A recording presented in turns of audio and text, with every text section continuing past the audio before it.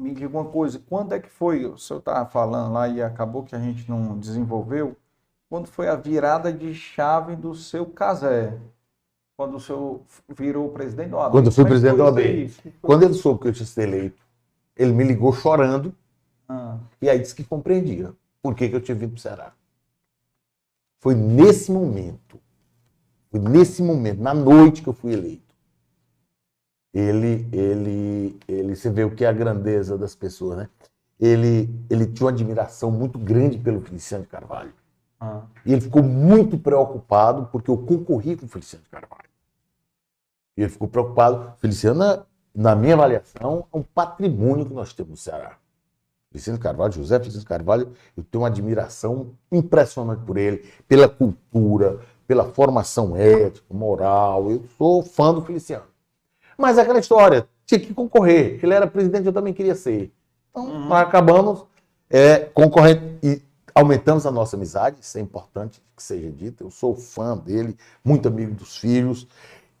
E meu pai ficou muito preocupado quando soube que eu estava concorrendo com ele. E na mesma noite ele me ligou. Eu cheguei em casa, não tinha celular naquela época, ou estava começando o celular, não me lembro. Mas o certo é que ele ligou pro fixo. E aí conversamos meia hora, ele chorou bastante e tal. Aí ele disse, agora eu entendo por que você foi pro Ceará. Você tinha um caminho traçado para você. Mas naquela época eu não conseguia entender. Eu digo, eu imaginei, eu me lembro exatamente da fisionomia dele até hoje. O espanto. O espantado. Assim, mas você vai para Fortaleza? Como, rapaz? Você fala, como é que você vai para Fortaleza? Que história é essa? E eu fui explicar para ele que eu queria fazer o UFC. Quer dizer, eu já vim para cá por causa do UFC. Esse foi o objetivo. Já tinha na cabeça. Já tinha na cabeça a ideia de vir para você. No dia que eu fui fazer o vestibular, eu parei em frente, ver se eu consigo contar agora. Eu parei em frente ao prédio da reitoria e fiquei olhando para a universidade pedindo a Deus para ser aluno. Eu só queria isso. É mesmo. Eu fiquei uns 20 minutos. Eu cheguei muito cedo lá, porque eu tinha medo de perder o horário. Então, o primeiro ônibus eu peguei.